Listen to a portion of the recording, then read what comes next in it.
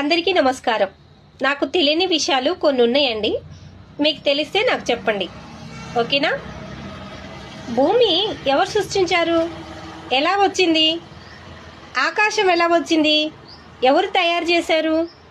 ఈ గాలి ఎలా వస్తుంది? ఎవరు సృష్టించారు? అసలు ఎలా? ఈ సూర్యుడు ఎవరు సృష్టించారు? ఎవరు తయారు చేశారు? ఎలా ఉంది అది ఆకాశంలో? చందమామ కూడా ఎవరు చేశారు? ఎలా వచ్చింది? నాకు తెలియదండి, మీరు చెప్పండి. ఎవరు చేశారండి?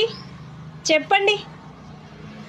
ఈ ప్రకృతి, ఈ పంచభూతాలు, ఈ అసలు భూమి, ఈ సముద్రాలు ఒకసారి యూట్యూబ్లో కొడితే అసలు ఎంత అందంగా, ఎంత అసలు సుందరంగా సముద్రాలు, చెట్లు, కొండలు, గుట్టలు, లోయలు, పర్వతాలు, అసలు ఈ నక్షత్రాలు, ఈ భూమి మొత్తం చూస్తే ఎంత అద్భుతంగా, ఎంత సుందరంగా, ఎంత ఆశ్చర్యంగా ఉంది.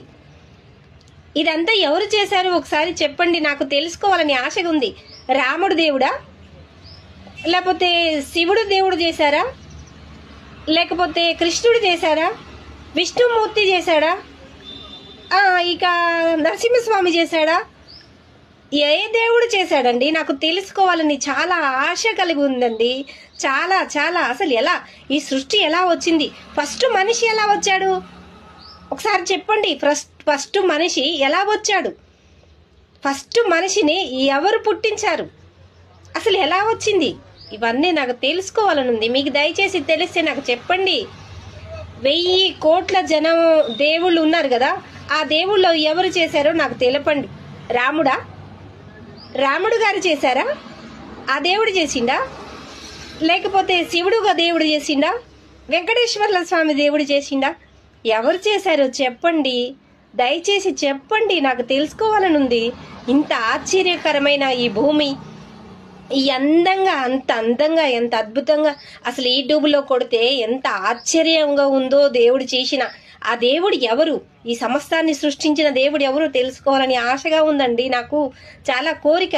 ఈ అన్నీ తెలుసుకోకుండా చనిపోతే ప్రయోజనం ఏముంది చెప్పండి? మనం పుట్టాము, అసలు ఇదంతా ఎంత వచ్చింది, ఎవరు చేశారు, ఎలా వచ్చిందని తెలుసుకోవాలని నాకు ఆశ. ఇవన్నీ తెలియకుండా చచ్చిపోతే ప్రయోజనం ఏముందండి? మీకు తెలుసు కదా, ఎవరు సృష్టించారో మీకు తెలుసు. దయచేసి చెప్పండి ప్లీజ్.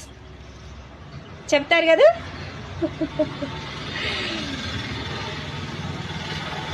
చెప్పండి, నాకు తెలుసుకోవాలని ఆశగా ఉంది. చెప్పండి, ఎవరు సృష్టించారు?